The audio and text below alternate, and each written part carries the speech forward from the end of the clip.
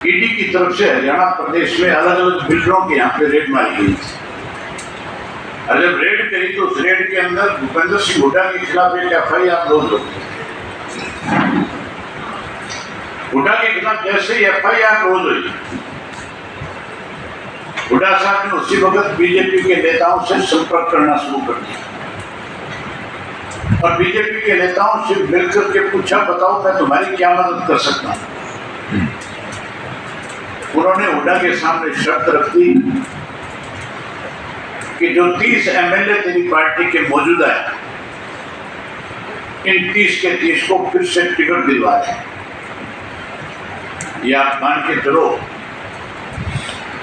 चाहे कोई भी पार्टी है,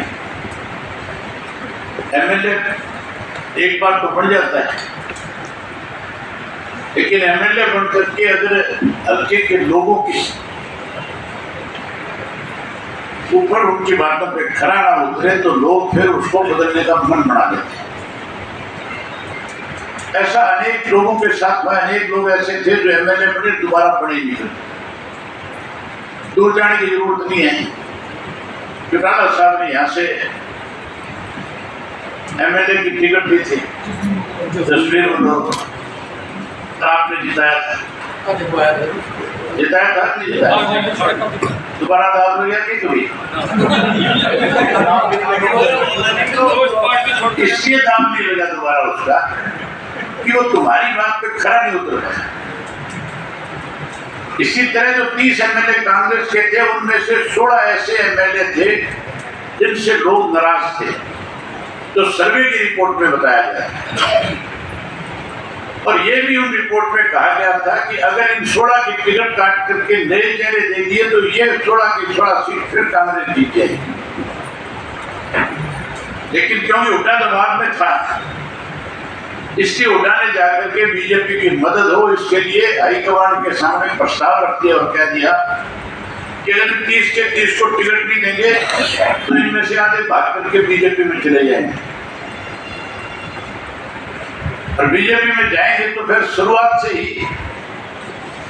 कोई ना कोई दिक्कत आनी शुरू हो जाएगी, मैसेज ठीक नहीं जाएगा। अब हाईकमान ने प्रेशर में, दबाव में आकर के हुड्डा के 30 के 30 की टिकट दे दी। बीजेपी वालों ने अगले दिन बयान दे दिया कि हमारी सरकार बन गई, अब कोई नहीं रोक सकता। बयान आगे थे नहीं आगे थे। अगर वो थोड़ा टिकट बदली जाती तो आज बीजेपी की सरकार नहीं होती, आज तो कांग्रेस की सरकार होती। लेकिन हुड्डा ने केवल अपने आप को बचाने के लिए हरियाणा प्रदेश की जनता के साथ धोखा करने का काम किया। आज आप पूरे प्रदेश में कहीं चले जाओ, मुझे तो पूरे प्रदेश में जाने का मौका मिलता है। मैं तो लगातार पिछले 1 साल से पार्टी का संगठन खड़ा हो बढ़िया, उसके लिए पूरे हरियाणा प्रदेश के गांव और शहर के भ्रमण कर रहा था, कार्यकर्ताओं से बैठक कर रहा था, मिल रहा था, आम जनता के मन में क्या था वो बात भी जानना चाह रहा था।